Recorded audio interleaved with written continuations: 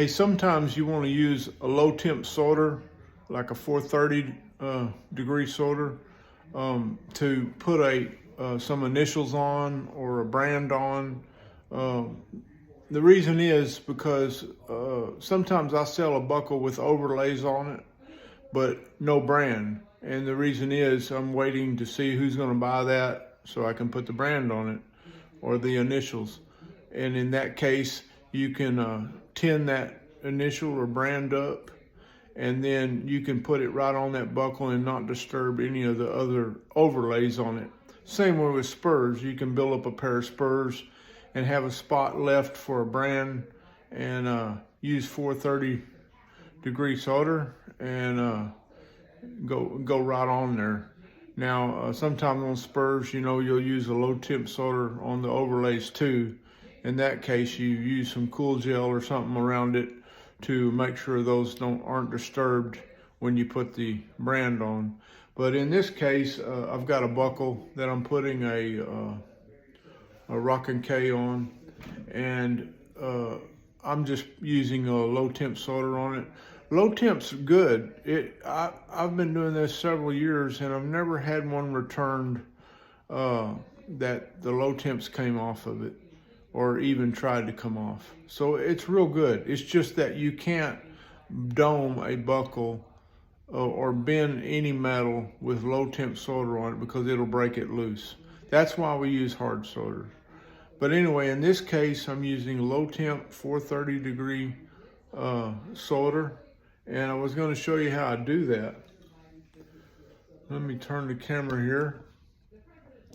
Now, when I tin a piece, I use a Weller Industrial 300/200 watt soldering iron. This is the only iron I know of that will melt this 430 degree solder. I may be wrong with that, but this one does it good. I'm gonna start getting it heated up. It's got two selectors. You pull the first one and it gets the hottest. The second one gets the cooler temp on mine. Tom Baldwin, they use this to tin their overlays with. That's where I found out about this. Anyway, we've got her going here. You can see it smoking. We're going to put a little solder on the tip of it here, and we're going to use some Stay Bright on our brand, and we're going to just hold this brand in place with a pick here.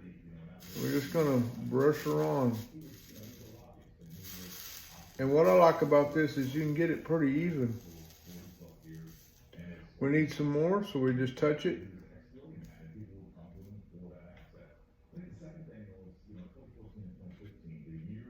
You can drag it around, even it out, about like you want.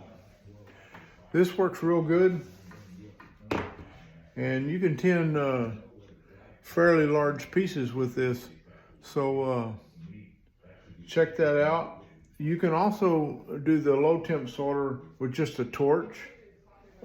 That's not a problem either. I have a little torch here, mini torch, and you can easily heat this up. Let me move it over here a little. Heat this up a little bit. If you got some lumps there, you can kind of even it out. About like that.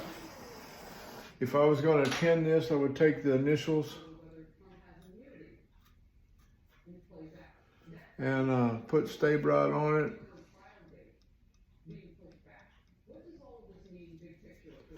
And I would do it this way.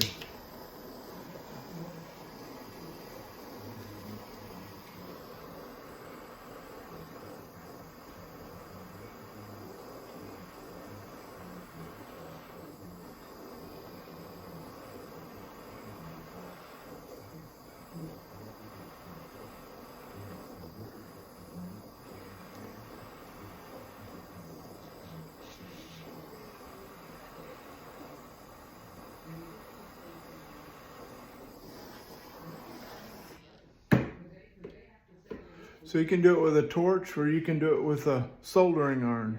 I personally like the soldering iron, I think when you're using the torch and just touching it on there, you tend to get a little bit too much solder on, and you have to touch the different places. Whereas with the iron, you just drag it around. But either one will work fine. So when you want to tin some initials or a brand, or you can even put overlays on a buckle. But if you do that, make sure you dome it first.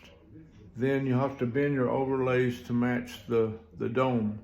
And you can tin it then and hold it down with clamps, and you can get it on there also. This is the way most beginners start soldering overlays on, is with the 430 degree. The 1100, 1200 degree silver solders are a little harder to learn to do.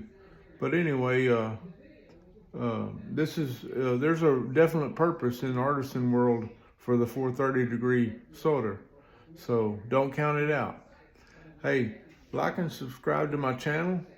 I'd like to have you, and I appreciate you tuning in. See y'all later.